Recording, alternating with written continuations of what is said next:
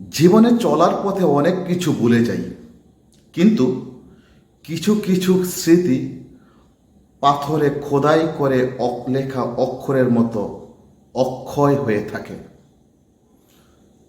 5 মে 2013, শাপলা চত্বরের সেই রাতটি আমার জীবনে তেমনই একটি অবিস্মরণীয় এবং বেদনাদায়ক অধ্যায়। আমরা সেদিন কোনো ব্যক্তিগত স্বার্থে শাপলা চত্বর যাইনি, গিয়েছিলাম কেবল আল্লাহ পাক রব্বুল আলামিনের দ্বীনের মহিমা রক্ষা করতে, নাস্তিক্যবাদের আস্ফলনের বিরুদ্ধে এক বুক ইমানি চেতনা নিয়ে। সেদিন আমাদের হাতে কোনো আগ্নেয়াস্ত্র ছিল না, আমাদের হাতে ছিল তসবিহ আর মুখে ছিল আল্লাহর জিকির। কিন্তু সেদিন রাতে তৎকালীন প্রশাসনের যেই নগ্ন রূপ আমরা দেখেছি, তা কোনো সভ্য ইতিহাসে খুঁজে পাওয়া যাবে না। নিরীহ নিরস্ত্র মানুষের ওপর যে নিষ্ঠুরতায় রাষ্ট্রীয় স্টিম রুলার চালানো হয়েছে, সেদিন মুহুর মুহুর বুলেটের শব্দ আর বারুদের গন্ধে সমস্ত আকাশ বাতাস ভারী হয়ে গিয়েছিল। বিদ্যুতের আলো নিভিয়ে যে অন্ধকার তৈরি করা হয়েছিল, তার চেয়েও বেশি অন্ধকার ছিল সেই আক্রমণকারীদের মন।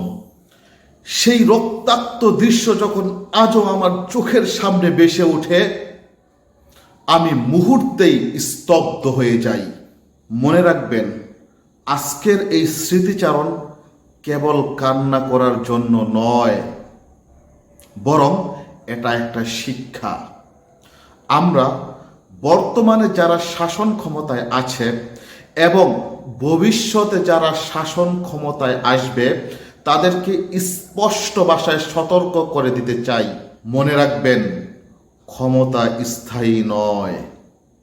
কখনো ইসলামের ওপর অথবা কোনো মজলুমের ওপর জুলুম করার মতো ধৃষ্টতা আপনারা দেখাবেন না। ক্ষমতার চেয়ারে বসে যখন কোনো নিরস্ত্র মানুষের ওপর অন্যায়ভাবে আঘাত করা হয়, তখন ওই আরশের মালিকের আরশ পর্যন্ত কেঁপে ওঠে।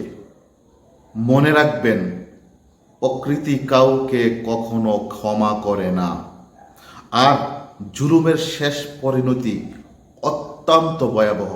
অতীত থেকে শিক্ষা গ্রহণ করুন, ইতিহাস থেকে শিক্ষা নিন। ক্ষমতার দাপট যেন আপনাদেরকে অন্ধ করে না দেয়। আল্লাহ আমাদের সকলকে ন্যায় বিচার এবং সত্যের ওপর অটল থাকার তৌফিক দান করুক। আল্লাহুম্মা আমিন।